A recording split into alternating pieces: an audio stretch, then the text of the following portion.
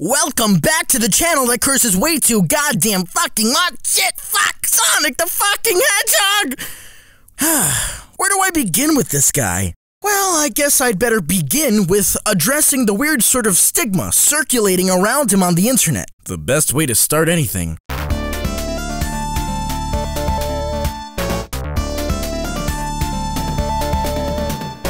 I can really only call the reaction to this character as almost completely divided and enigmatic, attracting the strangest fans and spawning some of the weirdest shit seen on the internet. Sonic the Hedgehog and his universe would end up being the source of an endless sea of cringe, terror, and memes. Today, looking through the internet, we find our blue needle mouse hero at the thematic center of an entire subgenre of internet stardom, for better or worse. Whether it be from YouTube or DeviantArt or some other unknown origins, Sonic these days seems to struggle to find some sort of widespread redemption, and probably, had it not been for the wonderful Sonic the Hedgehog Twitter itself, would be subject to virtually eternal scrutiny thanks to the awfully misguided heads at Sega, a fallen star of the 90s and 2000s. So how do we even define him? Do we point to the fanfiction or abominations that are created as tributes, or do we just stare at the bewildering awfulness of Sonic 06 or Sonic Boom? I choose neither. I reject the masses. Sonic, as a character, simply holds a strange but firm place in my own heart. No, I don't want to fuck him, but the games are actually kinda great if you can get past quite a few glaring issues that have plagued the series for quite some time. Sonic the Hedgehog started as a little Genesis title that quickly got out of hand.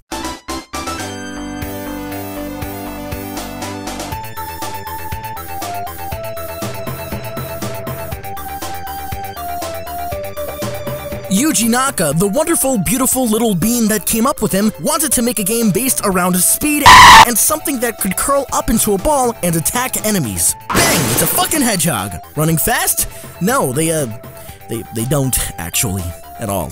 Fuck it though, he's a hedgehog. Thus, Sonic was born. Besides becoming one of the top mascots in Sega's answer to Mario, Sonic's long-standing cultural impact includes becoming one of the bigger iconic 90s cartoon/video game figures. Spawning like 3 different shows and a crazy slew of merchandise, Sonic's cartoons wouldn't go down for being as popular as the games. He was no Ninja Turtles. As far as I can tell, however, they're still pretty widely recognized. Not to mention the fucking insanely long-running Archie comic series that got way too deep. Yeah, the Sonic Mania was real. Fun fact, Sonic had a voice before Sonic Adventure, and that was in fact Jaleel White, also known as fucking Urkel. He voiced Sonic for kind of a long time, all the way from Adventures of Sonic the Hedgehog to Sonic Sat AM to Sonic Underground. I know, thanks to the internet, that's common knowledge at this point, but seriously, what a neato factoid and fitting casting choice. Are we there yet? I hate going this slow. Boring. Juice it, loose time. Spin to win time.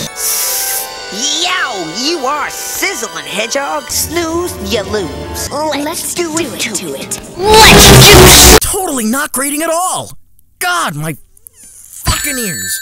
Anyways, let's fast forward to the year 1999, the year our fateful Dreamcast would be released. At this specific point in time, Sonic hadn't actually seen too many mainline titles in his series. The Saturn simply saw a bunch of strange spin-off titles that looked more like Sega trying to stick Sonic into a bunch of holes they shouldn't. Not the safest practice, if you know what I mean. Finally though, Sega had promised a comeback. If you're not sure what I mean, now would be a good time to check out my Dreamcast video if you haven't. Anyways, Sega had decided it was time to take Sonic to the next dimension of third. The third dimension. The hype couldn't have been more real if they tried. Not like they had to anyways, it was fucking Sonic. A character with so much legacy that this hype was simply inevitable. Unlike a character like Crash that was born from the 3D era, Sonic was a little more vintage. Naturally, there was a ton of speculation over whether something like Sonic would even work in 3D. Some would say that argument and speculation never really fucking ended. So, did it work?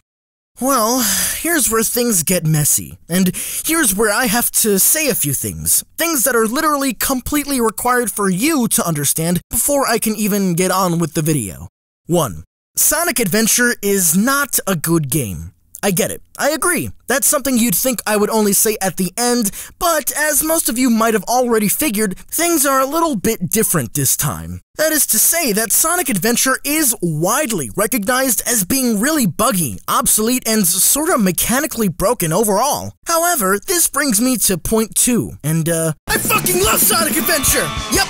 I've outweighed the pros, the cons, the goods, the bads, the uglies, the shits, the giggles, the who's its, what's its, when's, where's, why's, and how's. And I still am fucking in love with this game. Call it rose-tinted glasses, call it nostalgia, call it whatever the fuck your angry little heart desires. Unless you're a child who carries around a Sonic book bag, any rational fan of Sonic will be able to admit Sega's mistakes. However, while there are a few large chunks of the game that I simply choose to overlook, something about Sonic Adventure draws me in even today. I'll do my best to address the hilariously stupid bits.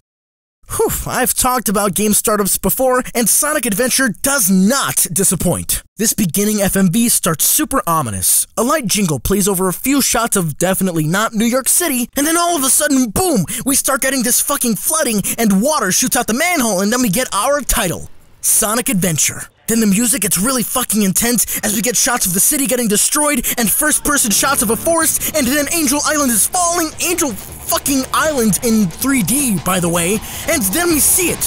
What the fuck is that thing? But then, oh shit. Oh shit. Get hold on myself, but I will never let it go. I know this one-way track, now we know how long it's alive.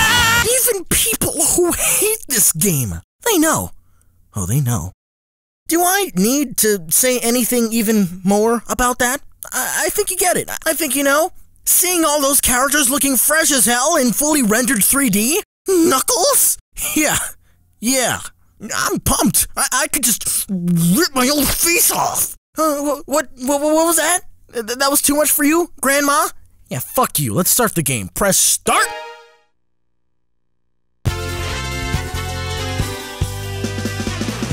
Sonic Adventure would not only be the first 3D Sonic akin to Super Mario 64, but it promised to be a faithful translation, featuring all our favorite signature mechanics from all the 2D Sonics. But now you can move them all around on that extra bitchin' Z-axis. You remember? The spin dash, the rings, Chaos Emeralds, the tails, the Knuckles. Yeah, he's back. The Amy.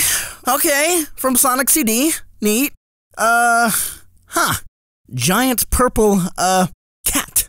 Yeah, that looks like a cat to me. Oh, cool. Robot. Just robot. New robot. Sonic. I'll also quickly point out that I'm specifically using the Dreamcast version of Sonic Adventure on purpose, and not the DX version that's been a part of all the subsequent re-releases. This is my favorite version as it contains the original models and which I completely prefer. I mean, I don't know, Sonic is more short and stouty and it's cuter. I like it. They're all blocky. Speaking of character designs, it should be noted that Sonic Adventure marked a major shift. I mean, I guess it would naturally follow given that this game mechanically changed the course of Sonic the Hedgehog more into the formula we usually see him in now. So the first major-ish redesign should probably follow suit while we're at it. Amongst everything else, the cool, flashy, attitudinal nature of Sonic was kept in place. Had to be. That's just who he is. Except now he's from the year 2000. The artwork, as I see it, depicts our blue hero as a little more stylish and confident. He's cooler, somewhat taller, and he actually makes the older artwork look reserved when sat next to this new iteration. This is even where they gave him the infamous green eyes that Sonic fans love to argue about. The same treatments were given to the rest of Sonic's friends, most notably Amy and Dr. Eggman of all characters, who were given pretty radically updated outfits and looks to better fit the new millennium's.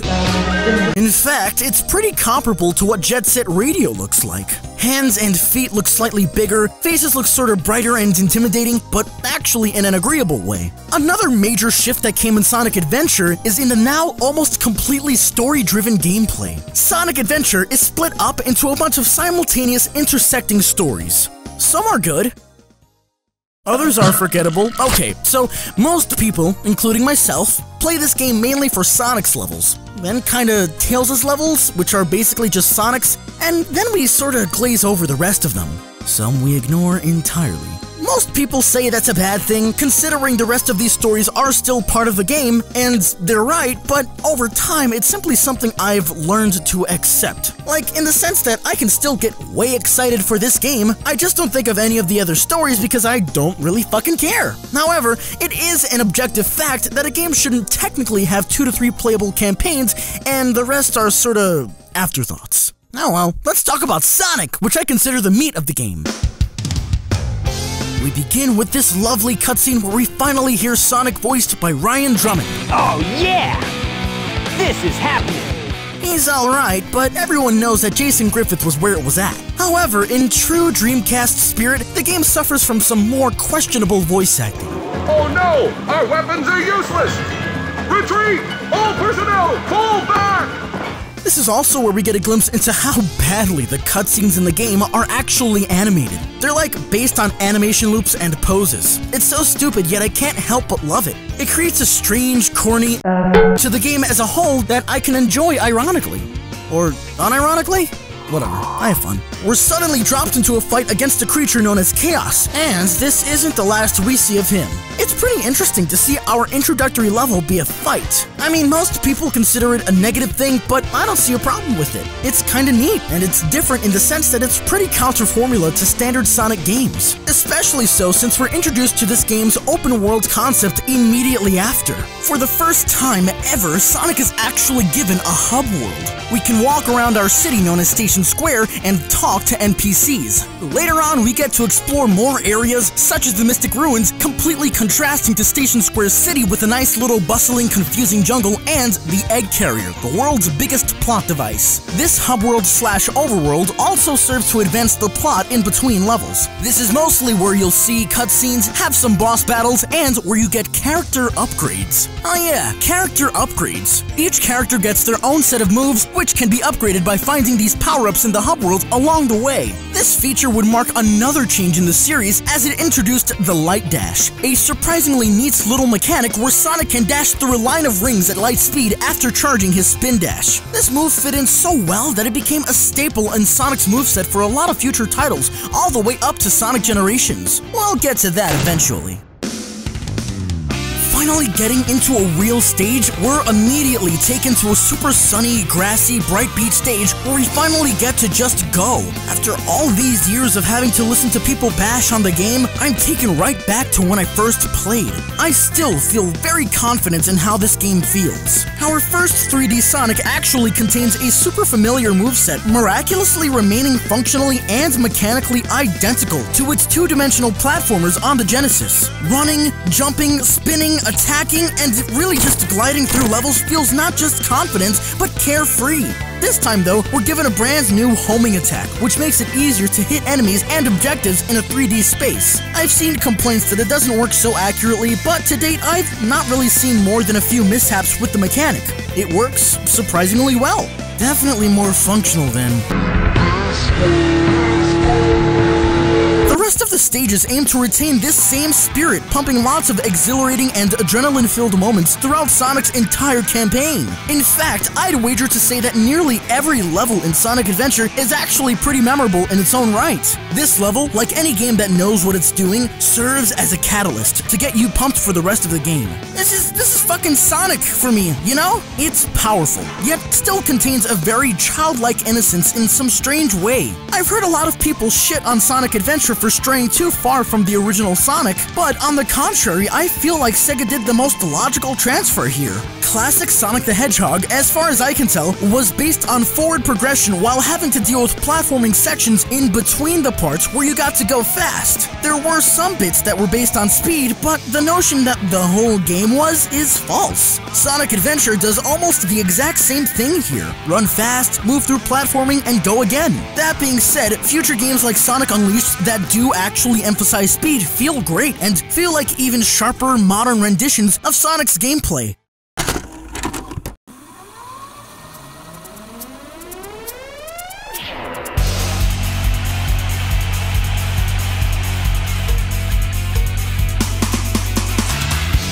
I absolutely adore the fact that the Sonic team kept much of the same suspension of belief design philosophy when it comes to designing the stages. In previous installments, we were supposed to be in these grassy plains and mountains, yet we constantly ran into ramps and loops. That same design language, in my opinion, was applied pretty perfectly to the design in Sonic Adventure, especially in levels like Speed Highway, where we get that 1/6 segment where the road does that twisty thing, and it's like, woo! And then you break through the glass, and you're running down the wall and dodging pillars, and man, fucking, like, there are just like some serious moments in this game. It even contains that famous little scene where Sonic is running back towards the camera while getting chased by a whale, a segment that was used almost entirely to promote the sale of this game and the Dreamcast, and would later be butchered in Sonic 06. There's that level in the clouds, and you go down the weird, like, spiral ramp thing, and then you, like, ride on the side of the wall and you're riding on wind?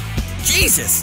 Oh, and how about the snowboarding? This level was clearly made, like, as a callback to the same level on the Genesis, and it fucking rocked! Yeah, it was super frustrating and it didn't always respond, but fuck, when you got it down, it was super satisfying, dude! Twinkle fucking Park! Twinkle Park? I think Twinkle Park. Shit, there's even this fucking crazy pinball level where Sonic turns into a pinball on what has to be a giant board floating in some strange purgatory. The Sonic-themed one was really cool as a callback to Casino Night Zone, but this Knights-themed one is far out there. I mean, this doesn't even feel like drugs anymore. This is like when you die and your brain releases a shit ton of DMT. But see, that's fucking cool! The aesthetics in this game are in a really sick sweet spot for me.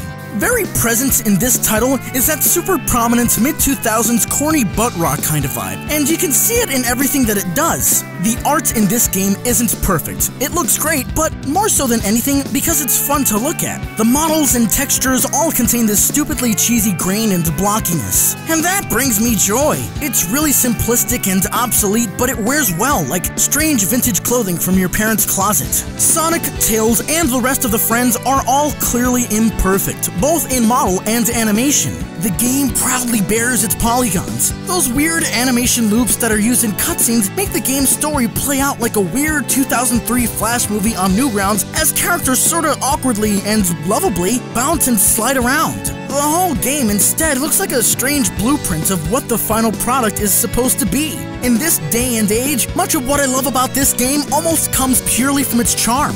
It's silly and cute and very much wears that end of the millennium look that I've come to adore. Even the music follows suit, once again carrying that same strange sort of early millennia sound. Level-wise, the tracks carry a wide array of classic Sonic remixes as well as some actually well-done original content. Wind-chimey, cheesy synth, and the edgy stock grunge guitars,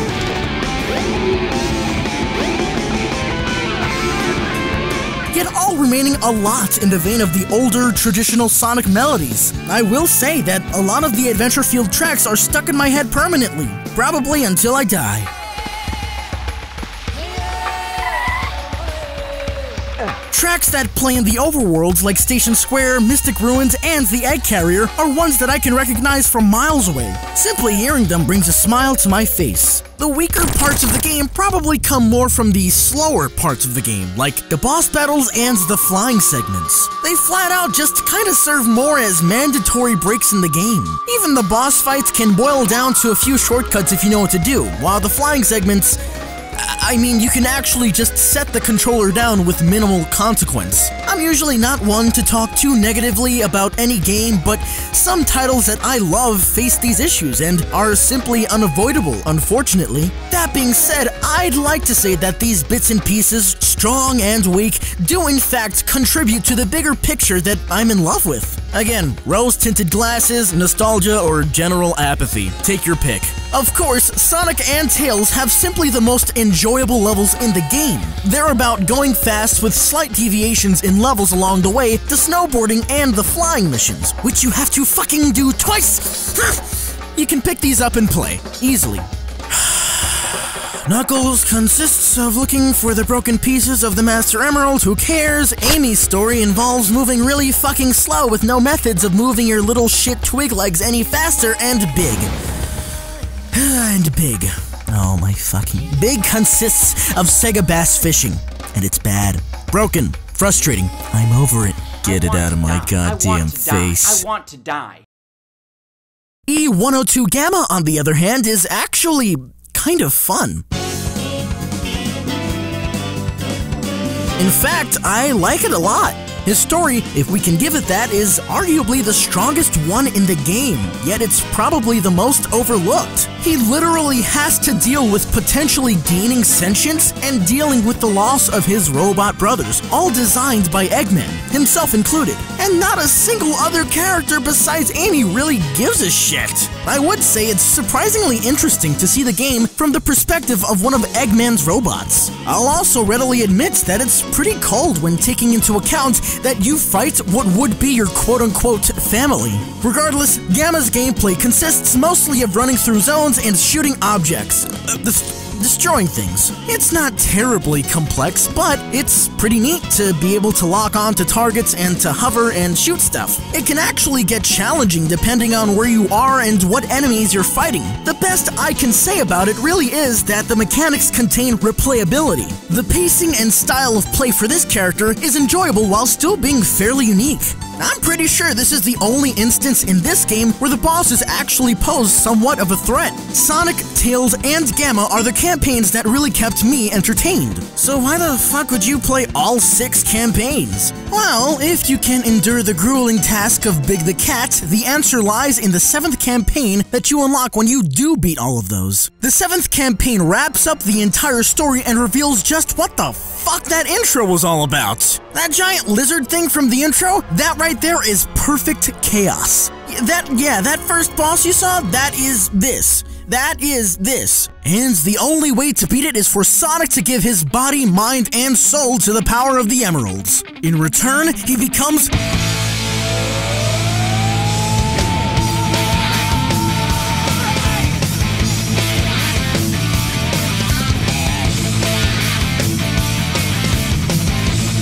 Supersonic.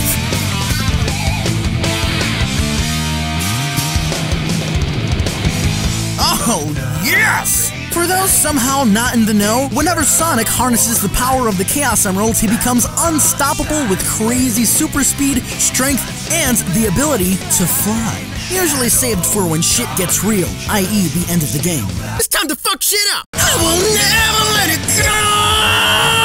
But really, for a final battle, this manages to wrap it up pretty nicely. Between fighting the oncoming shit in the battle, the fact that you're slowly losing rings, and the key idea behind this whole battle being speed itself makes for a nice little bow on top.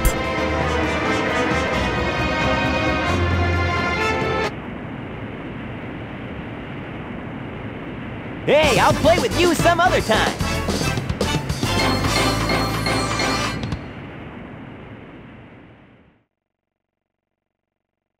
The overall sorta shoddiness and the awkward, weird bits and pieces that make up this game only serve to make it more lovable for me. As I said earlier, it's a very campy atmosphere, one that I think actually fits in super well with the Sonic franchise. Sonic Adventure is a really good time if you're not really trying to take it too seriously. This game and its sequel aren't titles I base on their artistic or technical merit, but I still love them because they let me turn off my brain a little bit, perhaps. Kind of like the Kevin Smith Viewisk universe of video games, at least strictly speaking of the Sonic Adventure titles. The best analogy I can think of is that they're homely. Every home isn't perfect, every home has their budgetary restrictions, and every home has that creaky door that just doesn't quite need fixing. Every home has that shitty part of the roof. It's still home though. We have our parent or parents, our estranged relatives, and especially that one uncle that we kinda just don't pay much mind to because he's weird and always wears a belt but never wears any pants. Sure, there are better places out there, but inevitably, we all get a little homesick. I proudly place Sonic Adventure on my shelf with the rest of my collection.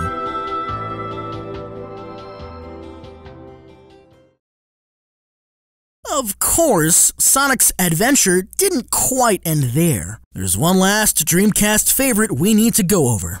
And also, no, I didn't forget. There's one bit of Sonic Adventure that I never mentioned. People who know Sonic, or even just Sonic Adventure, know exactly what I'm talking about. Guess everyone else will have to find out, though! I'm an asshole!